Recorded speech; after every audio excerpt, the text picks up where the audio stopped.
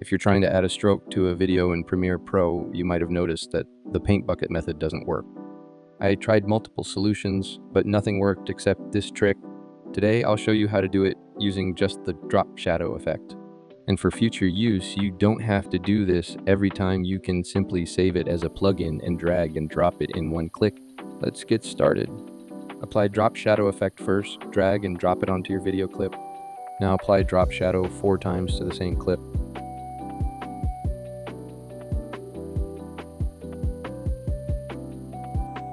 Set shadow color to red or any color you like. Set opacity to 100% for all 4 drop shadows.